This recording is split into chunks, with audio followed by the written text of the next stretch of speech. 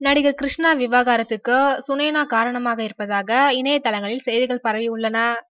கழுகு, அலிபாபா, கற்றது களவு, யாமிருக்க பயமே உள்ளிட்ட படங்களில் கதாநாயகனாக நடித்த கிருஷ்ணா, மனைவி ஹேமலதாவை விவாகரத்து செய்ய குடும்ப நல கோர்ட்டில் வழக்கு தொடர்ந்துள்ளார்.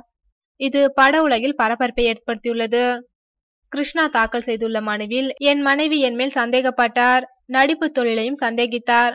படப்பிடிப்பு முடிந்து இரவு தாமதமாக வீட்டுக்கு வரும்போது கதவை திறப்பதில்லை.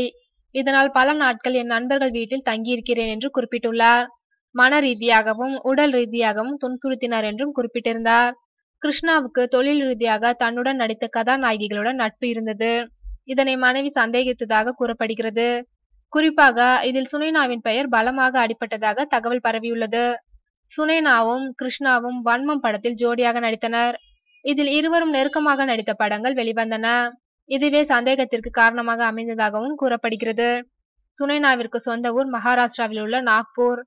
தெலுங்கு படங்களில் நடித்த இவர் காதலில் விழுந்தேன் என்ற படம் மூலம் தமிழில் கதாநாயகியாக அறிமுகமானார். அதன் பின்பு மாசிலாமணி, வம்சம், திருத்தணி, நீர்ப்பறவை, சமர் உள்ளிட்ட படங்களில் நடித்துள்ளார். கிருஷ்ணா விவகாரத்துக்கு காரணமாக தன்னை தொடர்புபடுத்தி இணையதளங்களில் செய்திகள் பரவி இருப்பதால் சுனைனா அதிர்ச்சியில் இருப்பதாக அவருக்கு நெருங்கியவர்கள் தெரிவித்துள்ளனர்.